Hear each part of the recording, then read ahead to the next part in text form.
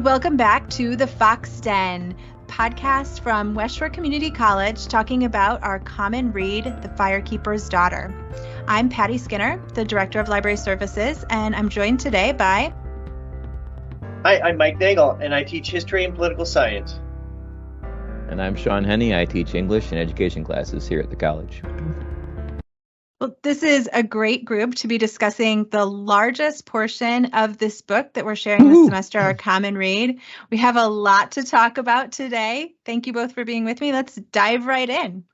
I wanted to start by talking about the title of the book, The Firekeeper's Daughter, and that comes up in this section, and it's related to a story in Anishinaabe mythology that the daughter of the firekeeper raises the sun each morning.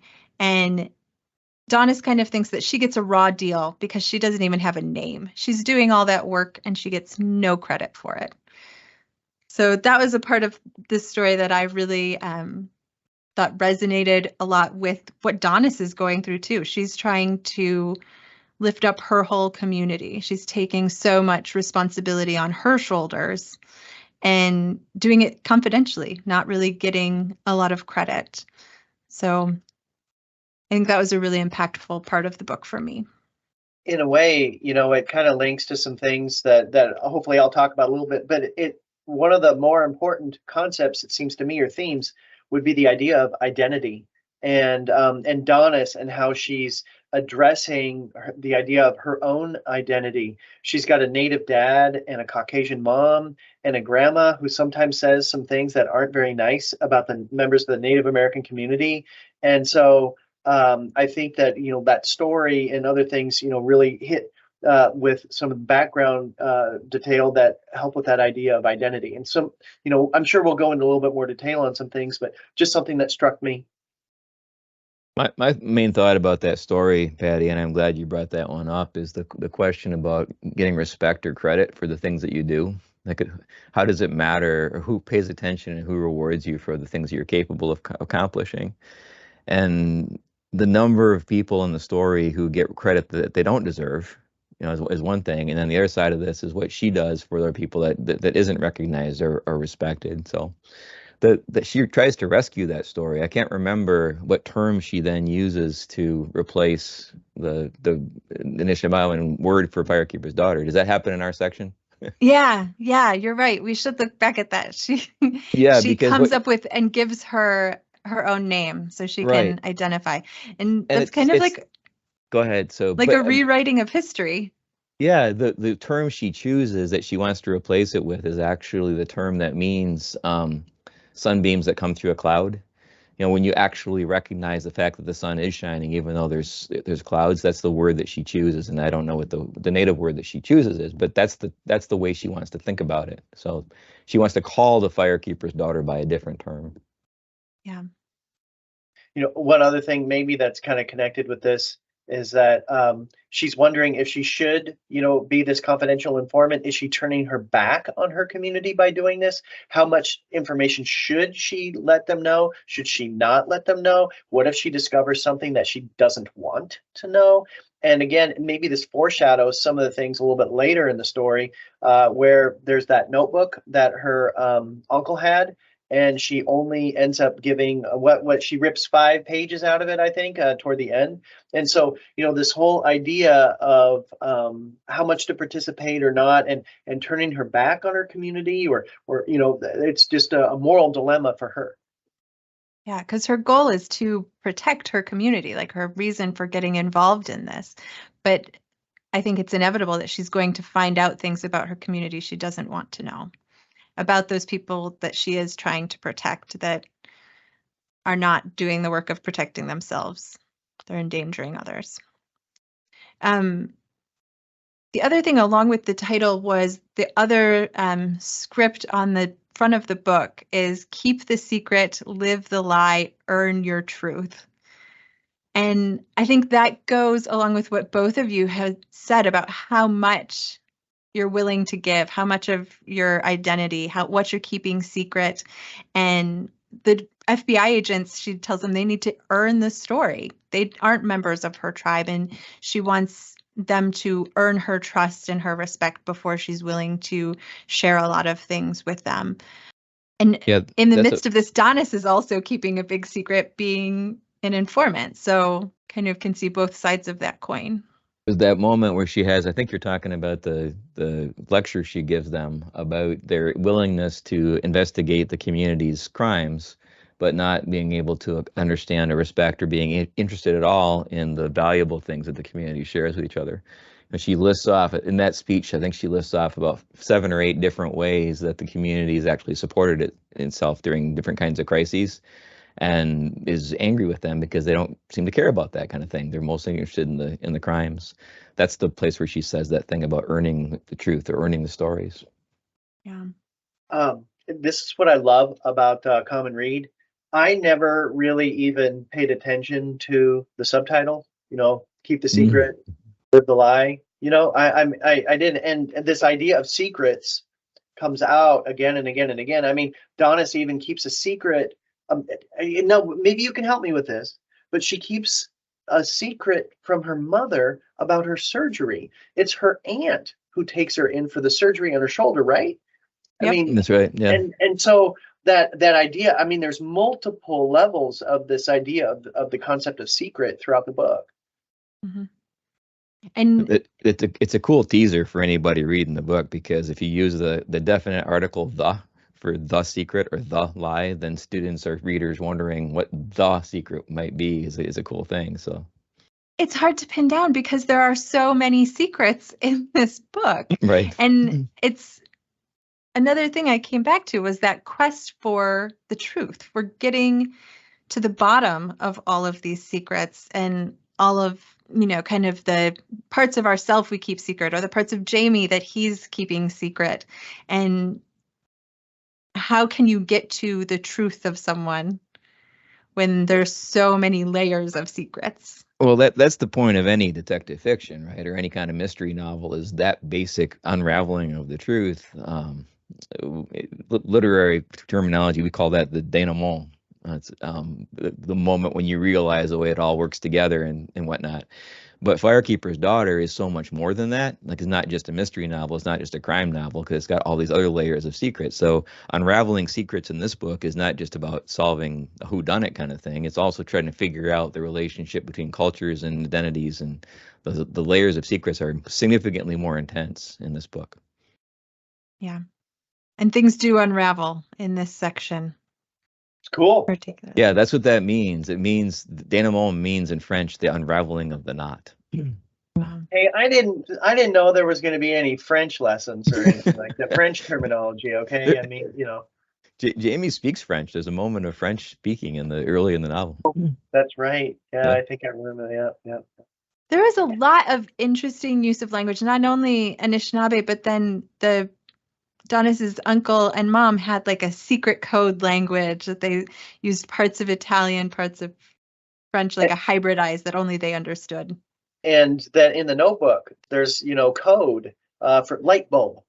For example, as one of the characters, and again, that's one of the secrets. She doesn't know who light bulb is. She thinks it's one person, but then it turns out to be somebody else. Another layer of coding is just scientific, right? So Donis is constantly looking at the world through her scientific lens, like her understanding of science. And so as she moves, she's aware of what muscle is moving. And so she'll use scientific and anatomical terminology. So there's another layer of coding and language on top of everything else too. There's a really cool moment where she tries to use mathematical logic to resolve a dilemma. I thought a lot too about Donis's like love of science or passion for science, and how much comfort that brought her.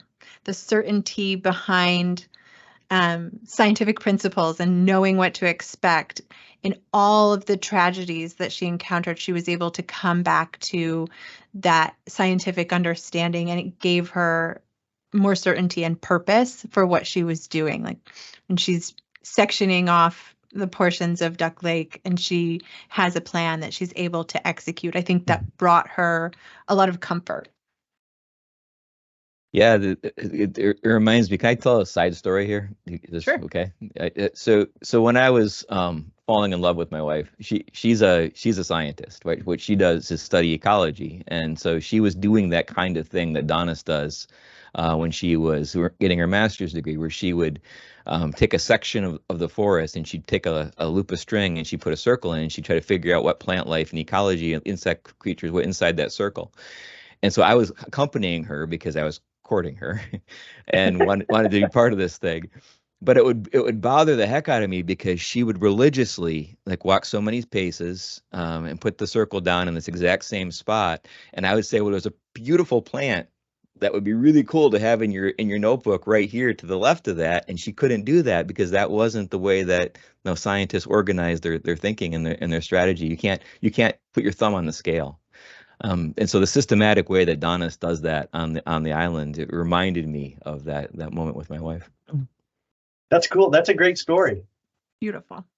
But I think that's right. That it's a fascinating way to view the novel is through the lens of her observation. I don't think all of us observe that same way. We have different ways of seeing, but we get to see the way that Donis sees things, and that helps us to put some of the pieces together the way that she does that.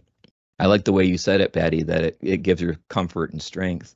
There's a really interesting moment though where the main FBI guy, his name's Ron, right? So they're on that booster bus, and she's trying to read Sound and the Fury, which is this crazy Faulkner novel, and it's freaking her out because it's done in this strange stream of consciousness thing, and the thinking is not linear. It's not scientific. The main character there jumps all over the place in time, and it's frustrating her. And Ron says something about, or tries to help her understand, like why that way of thinking can help you see things differently and valuably. And she says, "But Ron, you're a scientist." And even though he gets the way that not thinking linearly can help you see things too. So Donis has to learn how to think unlinearly, the same way many readers in this book have to learn to think like she does linearly. And both ways enable you to put pieces together and resolve crises in different ways. So. And I think it makes it closer, like the way that she thinks, and using the scientific method, it reminds her of her uncle and the closeness that she had with her uncle. Yeah, I thought that was another aspect of her finding comfort was, I considered that more of like a spirituality. So there was the scientific comfort that she had, and then the spirituality of, even though people were gone and the finality of death with her friend Lily and her uncle, she still felt their presence, and her father too. She felt connected to her father in hockey. She, doing scientific experiments, being on Duck Island, she felt really connected to her uncle still, and finding his research, like she could hear his voice in her head. And I think maybe going to college, being at Lake State, was part of her connection of Lily still influencing her, still kind of hearing Lily's voice as a part of her. So I think both of those things brought comfort and kind of balanced one another. It was both the scientific and the spiritual. But she's a complicated person. She has a lot of different identities. It's gorgeous, Patty, the way you're thinking about the characters who are absent playing a role in the story. Like the way that Uncle David, you have to get him. I was telling my students the other day that they're learning how to write narratives themselves, and the need to give background information to readers. So the Uncle David character, he doesn't exist in the present of the story. So the only way that Angeline Boulley can give David to us is through exposition background stuff, right? And she's so good at it. The little bits and pieces of him get built all the way through. Those are the way that he's still impacting the story. But I hadn't thought, until you just mentioned it, Patty, the way that Lily still plays a role in the story even after she's gone. She's with us, and she's a fascinating character, and I hate to lose her because she's so big and full of herself, but she goes away, but she doesn't go away. She's still part of the story. So, well, I thought about that a lot in the terms of how does a person carry on with so much loss and devastation? And I was really kind of exploring in my own mind, like, how do you cope with all of that? Like, what are her coping mechanisms? Because she's still focused. She's still moving forward in her life. And I think it was that balance of having her faith, her spirituality kept those people with her in her decision making, and then having the certainty of like having a job to do and having the certainty of science. Yeah, that's why that story about the raven is so important, right? So there's a moment where there's a kind of common theme about the way that the creator gave gifts to the various animals, and the raven was troubled or bothered because it didn't seem to have a gift.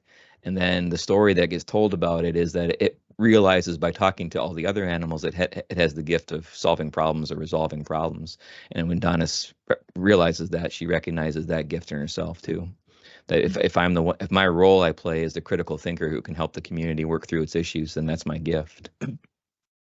Now, this is a little bit of a side note, but I think about ritual. You know, you were talking about how do you address the death of a loved one, and the 4 days, the different days that they go through with, you know, after someone passes away, and how ritual can help with the immediacy, but also understanding things into the future as well. And so I thought that I was unaware of that within Anishinaabe culture. And so I thought that was really interesting. And, you know, also the Catholic faith, because sometimes throughout in many Native American groups, you might see a little bit of a symbiosis or a combination of different faiths, you know, with that. And so you see that a little bit was it with Robin after her death, I think? Yeah, Robin had more of like a Catholic Right. funeral. It wasn't both the Catholic and the Anishinaabe. But I think you're right that having that ritual gives you a sense of certainty too, because you know what to expect next in that ritual. You know, these are the 4 days, these are the things that we believe in and that we practice, and that can give you that sense of certainty on how to move forward. And Angeline Boulley gives us some of that, the way of thinking about that with the 7 grandfathers thing. So once we're taught that the way that Donna's prays is by choosing one of those grandfathers and using that as the touchstone for the particular day, then readers learn how to look for, okay, she's chosen that grandfather. How is that going to impact the way that she experiences the day? So we're taught to be able to use the rituals as a lens into understanding the story.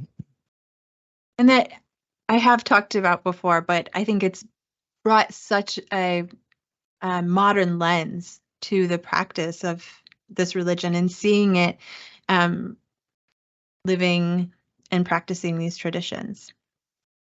I think that's some of the best work of this book. Yeah, I'd say it's one of the major projects of it, because if you imagine Native American spiritual traditions being something in the past, you can't hang on to that notion when you're reading it in a book where there's pop culture references everywhere. You know, she's got. I know my question for you all was going to be, did you own a BlackBerry?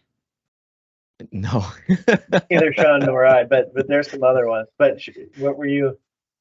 Yeah, because it's films and music, and it's a constant stream of things that are contemporary, at least of the moment when she wrote the text.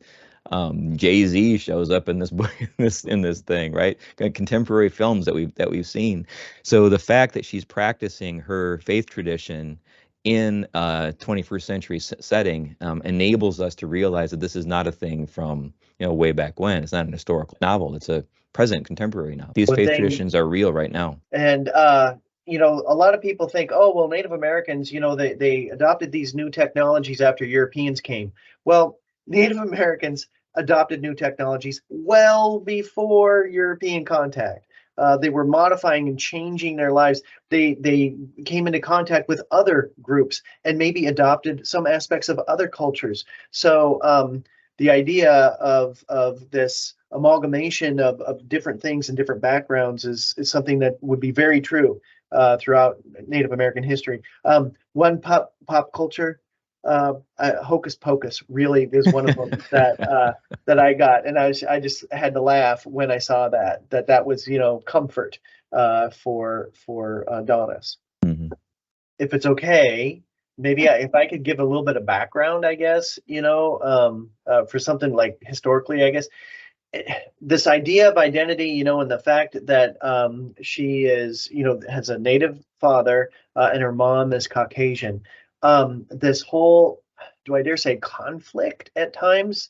You could look back at American history and the different policies that the United States government has adopted, whether it was concentrating Native Americans onto reservations or forced assimilation.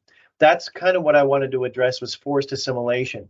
That was something that was really common in the 1880s, and many years, for about 50 years, that was the U.S. policy. And the U.S. government had a policy to break up the reservations and replace those reservations with 160-acre plots for individuals. That was in the Dawes Act, and the government, I'm going to read something from a government document. The reservation system, these are quotes, the reservation system belongs to a vanishing state of things. Indians must conform to the white man's ways, peacefully if they will, forcibly if they must. They cannot escape American civilization. They must conform to it or be crushed by it. Those are documents from the U.S. government in 1889. And so they tried to break up the reservations, but then also get children. And so there were forced Indian boarding schools where the motto was, I'm going to paraphrase, kill the Indian but save the man. The most famous of those was the Carlisle School, started in the late 1870s, and it went through about World War I in 1918. That was run by the government. There were 10,000 or so children, in most cases forcibly taken from their families, when they were at those schools, their hair was cut, their clothing, they were forced to wear Western style clothing. If they spoke their native language, they would get in trouble. They would sometimes be beaten. There were many other schools as well. And the last of those boarding schools in the state of Michigan actually didn't close until 1983. And so if we look at these ideas of forced assimilation, so those younger children being forced to speak English and adopt a different type of culture. And then there's also an attempt to try to maybe behind the scenes hold on to their traits. That's something that members of Donna's family had to deal with in the past, but she's also trying to address that in her own life. There's a pretty powerful symbol of that Angeline gives us in the early chapter. It's probably before our section that we're doing today, but I'm going to talk about it anyway, because what happens is that her aunt tells her about Lily's grandmother's children who had to go to one of those schools. And one of the things that happened was one of the young girls, when she returned, she had a horror or a trauma response to tea kettles, the sound of a tea kettle, and had scars on her hands from whatever harm was being done to her to what Mike said, take the Indian out of her. At the end of that chapter, Donis looks at her own hand and sees a imprint. She had been clutching something so hard that she had a mark on her hand. And so Angeline Boulley uses this idea that the scar or the impact that had happened to another Native woman was still impacting Donis, even though she didn't experience exactly the same thing. Scars on palms being a thing that different cultures have different relationships with.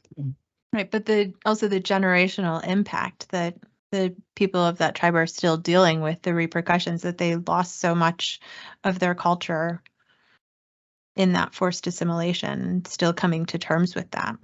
And I think that left Donis feeling very conflicted about helping the federal government, because those were the same people that did force this assimilation. The subterfuge, the taking the pages out of the notebook thing, I'll give them a little bit, but I won't give them everything, that kind of thing happening.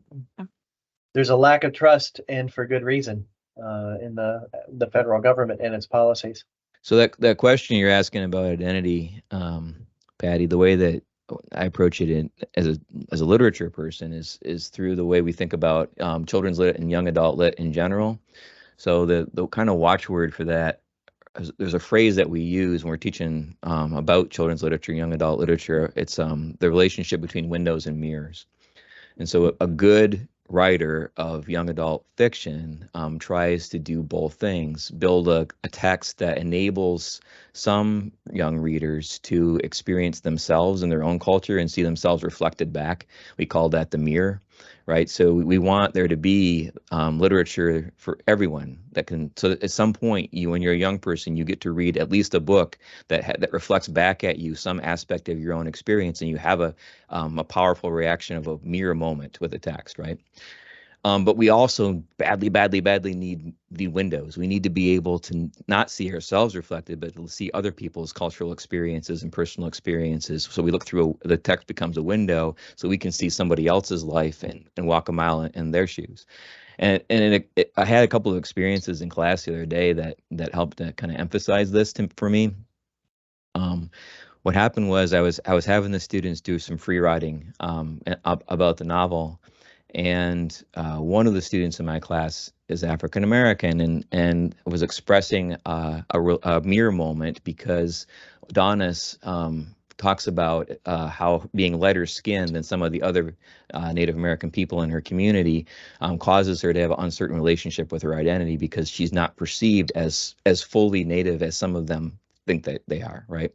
And so the young woman in my class had a similar experience where she had, in some places where she was perceived as almost too ethnic, and in less other places she was perceived as not enough. But that's, a different person of color reading Firekeeper's Daughter and finding herself reflected in an experience.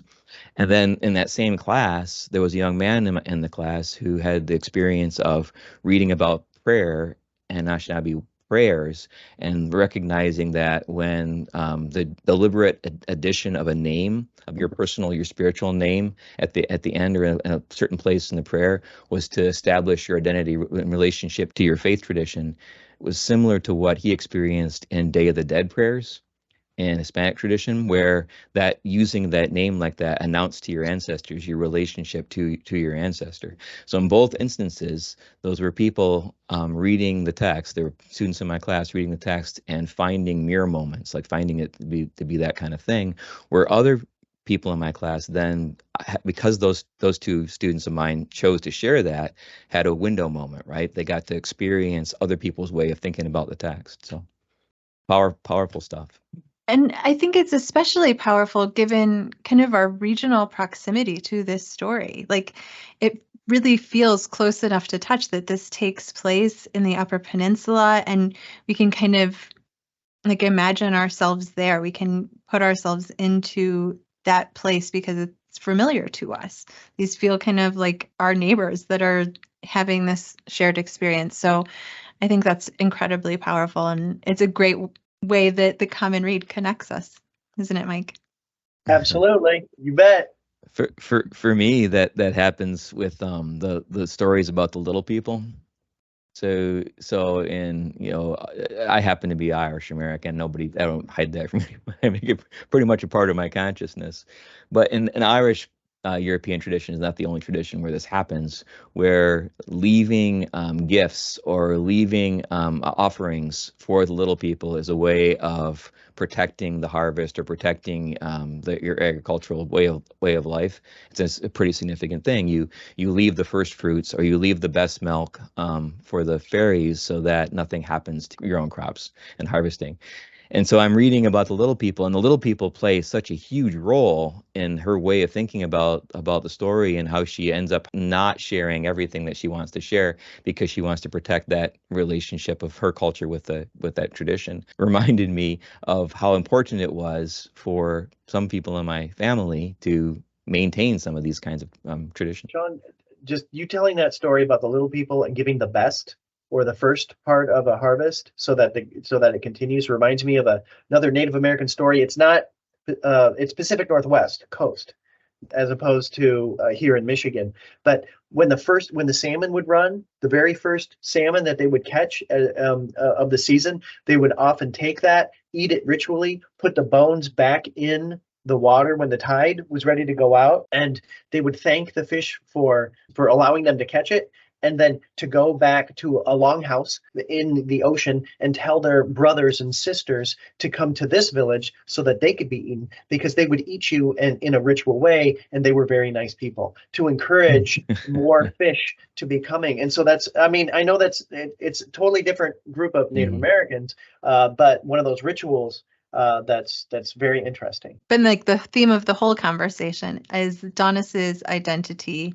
And the thing that struck me in this section particularly is when she's at the school with the school secretary. We thought you would do good at school, even though most people from your culture don't. We thought you were different and you were exceptional. But then when Macy Manitou gets the dig in on her that she only got her tribal membership by one vote of the council, like she wasn't Indian enough. So to the rest of her Caucasian family and the community, she was very Indian, but she just made it in to the tribe by one vote. Like they don't really see her as completely Indian or completely one of them. It wasn't a unanimous decision. Those two examples really represented her kind of isolation from both groups while being so deeply embedded in both groups. Like how you don't really have control over that perception that other people have of you. And I think it was Lily who was not a member herself, because was it her dad or was it someone that lived in Canada? Yeah, and it was her grandmother. It was like her grandpa. Yeah, Canadian. Right. And so that's such an arbitrary boundary established by different political entities that ended up having a huge impact for her. And so, yeah, this whole, I think, especially the first half of the book, the idea of identity is a huge one. And it continues throughout. Right. One of the ways that Donis works on that is through, when she visits the community center with the elders who are there. It's such a touching thing when she gets all those affidavits from all those people.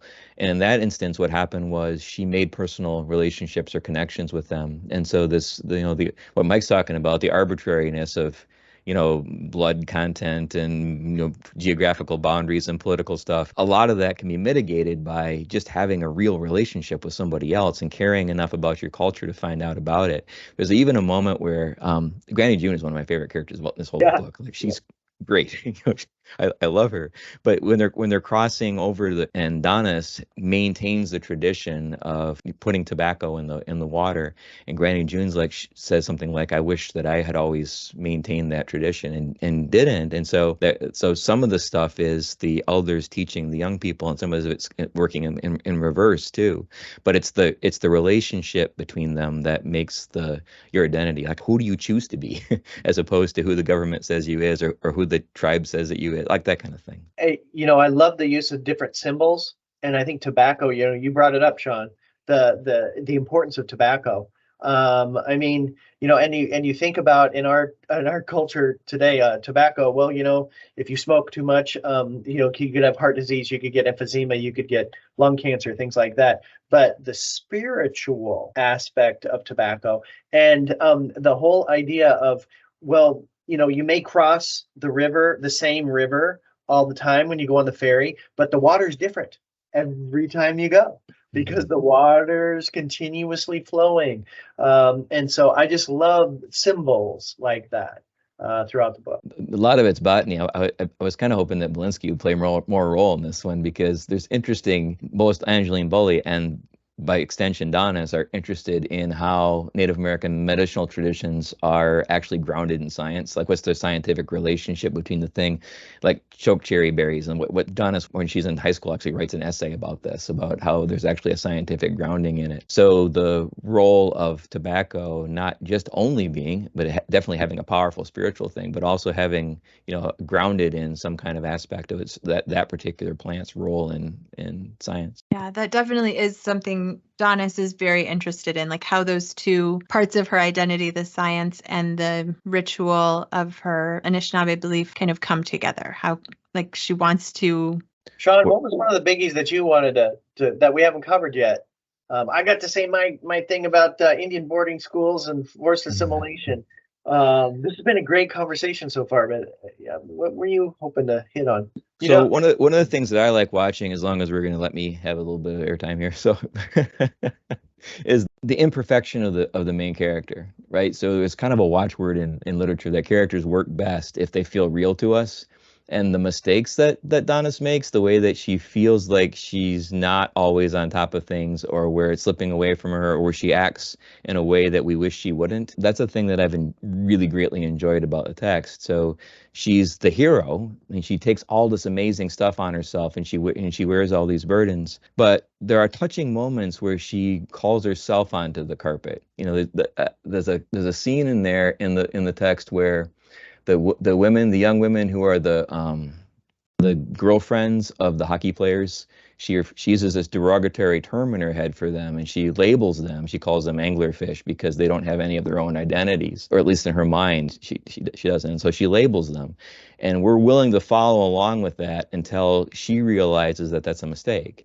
Until they give her this really cool present, they give her this jersey, and it doesn't have a particular man's name on it, the way that all of theirs does, and it shows that they recognize her strength and her power, and they see her, and she realizes that she doesn't yet see them. And the imperfections of Donis, like, that's really cool. That's like Angeline Boulley, beautiful writing, right? Making her so she's not a rock star all the way through, that she does make mistakes and she doesn't see things we want her to see, and so we get to grow with her. We get to find out stuff with her as the text rolls on. There are moments that she's her own worst enemy at times, especially in relationships, and she goes really back and forth with Jamie, and one day she's trusting him and one day she's mad at him.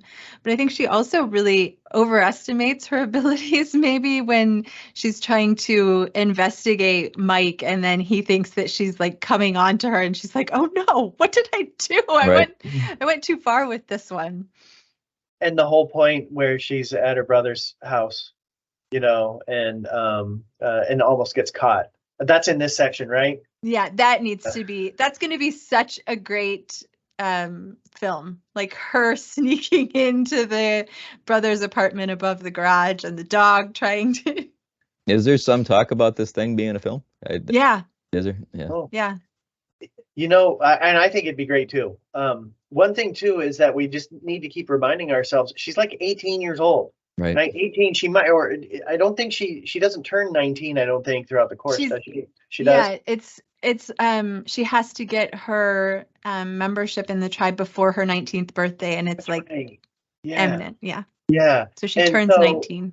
So you know, that whole idea when you're in high school and there's a lot of cliques, and the whole thing with the other hockey girls, you know, and how, oh, of course, you know, that's something that you could identify with, and that she's able to like look at herself and say, and she grows from that because they were so nice to her, you know, as Sean was telling about the whole thing with the sweatshirt. The anglerfish, that she would not have been as accepting of them as they were of her. Right.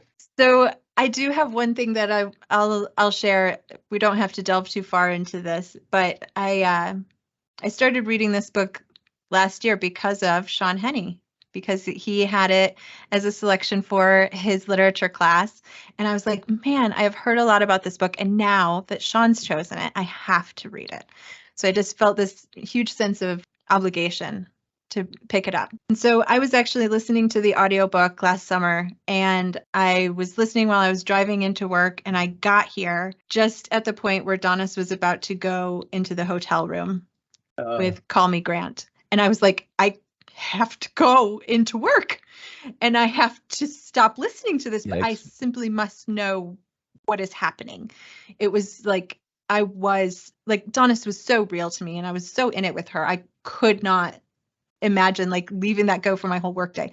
So I had to go and find the book on the shelf and find the point that I was at, just to know what was happening with her. Like, how is she going to get out of this scrape? And she doesn't. And that's a really difficult part of the book that I don't know how to talk about, but I think that we'd be remiss without mentioning how hard this part of the story is for Donis. And she wanted to be a part of the blanket party. She wanted to go with her aunt and didn't realize what she needed to punch that ticket, that it's not actually a club she wanted to be a part of. So I think that's one of, obviously, the more troubling and sadder parts of the book.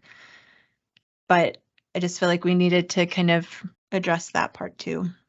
You know, and for some people too, you know, for what we're talking about, this could be a trigger for people. And so that's just something that just for, you know, readers to be aware of. the whole introduction of the character of Call Me Grant, he sits really close to Donis on the bus, and he like stares at her at certain times, and so that it's kind of leading up to an encounter between the two of them. Yeah, the second reading, I definitely was like, oh, he's a bad guy the whole time. Like, Sure. he's very schmarmy the entirety. The reason why I assigned it, Patty, that last year before it became the Great Michigan Read Text was because I was exploring with my students books that were challenged in various communities. That there was there's been an increasing incidence of censorship, as you very well know, all across the country, and I wanted them to consider texts that had been facing or could potentially face significant challenges because of their content. And so the reason why I made Firekeeper's Daughter one of the books to look at was because of scenes like that. Like, how do authors want to take on these topics, and an author like Angeline Boulley thinks it's important for young people in particular, and young women in even more in particular, to consider, think about, address that issue, and think about why it happens and what can be done to prevent it, and how can healing happen because of it. But it can't happen if we don't have the conversation. And so that's why I wanted my students to think about it and consider it. What we would ideally hope would happen is that we can have honest conversations about this. And Mike's right, that we need to be protective of students who have trauma themselves and wouldn't be able to participate in that conversation. But the fact that we can raise the issue, because we don't want things like what happened to Donis to happen. And if they do, we want to think about how we can offer some kind of healing. Angeline Boulley is making that possible for us. She's created a book in which we can then use that as the centerpiece for having a conversation about that. Right. The most intense part of that, reading about that bit for me afterwards, thinking about it, was so she does, Donis does a role play in her head about if she did tell Jamie about this happening to her, what he might say. And she gives him a pretty dark role in that, where he doesn't understand her and he doesn't understand what happened to her, and so he's dismissive of what happened to her. And then she realizes at some point that voice that she's giving him is actually she's internalizing that, and working her way through that is it's a long road for her, getting past that moment. But it helps her to see that the way that she's thinking other people might be thinking about her is not the way that they actually are. Yeah, you can see how big the book is, right? All the different layers of this thing, like all the places that it goes. Like, think about all the places we've gone in this conversation. And we're only looking at one section of the text. Yeah. But like 250 pages or something like that. This is that I read all of yesterday. We're the specially chosen ones. Patty wanted us to take this one on, Mike. This is the dream team right here. I don't know. Where's Michael Jordan? He was on that original dream team. I'm talking about the Olympics here. I think you need to bring us back with a comment about the importance of the common read, and then we're going to wrap it up. Oh, okay. All right. Well, I was first introduced to the common read when I was an adjunct faculty member in Washington State, and the school where I was teaching part-time would pick a particular book, and West Shore has just jumped on the bandwagon for this ever since. We've been doing it for over 20 years. The first time that we did it was To Kill a Mockingbird. And then we've used works of fiction and nonfiction. We had Silent Spring, 7 Habits of Highly Effective People. We've had Girl with a Pearl Earring, Mouse, which is a graphic novel. I'm just very, very committed to the idea of the common read, because I get to hear from colleagues like Sean, or from you, Patty, or from others who read something and they come to a totally different conclusion than I do. And I can learn from their expertise. And it just makes my understanding of things that much fuller. And I think, with a work of literature like this, I think it's really positive. And I like the fact that so many faculty are participating with this semester, so that you can kill 2 birds with 1 stone. If you are a student at West Shore this term, you're reading this book in a comp class, and you're reading it in a history class maybe, and in a science class, and it really helps to open doors. Yeah, I think it can be something that's really powerful. Angeline's going to be here on campus. Do you want to mention that, Sean?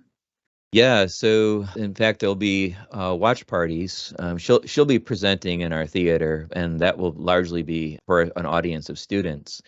but local public libraries are going to have that live streamed, and so that people that are interested in watching Angeline live in her West Shore performance can see them in those venues. Great. And October 11th. Yeah. It's a 12:30 in the afternoon, Wednesday. Yeah, the Well, thing I was going to say about the Michigan read is that how important it is for us to do it just in our West Shore community and to have people around there in our area do it. In the case of the Michigan read, it's important that the state does it. This thing is getting read not just at West Shore and in the area school districts around us, but also all across the state.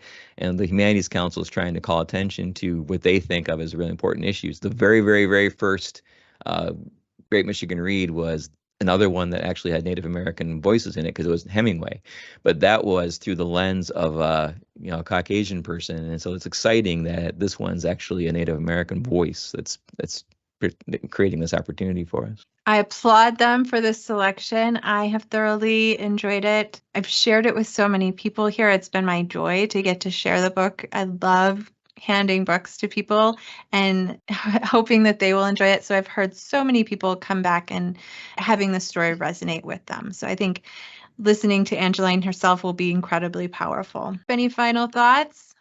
Just wanted to say thank you for organizing us, and I appreciate all the people who may listen to this. Yep, I heartily echo that. Thanks, Patty. Thank you both for being here today. Spoiler alert, here, but that's okay.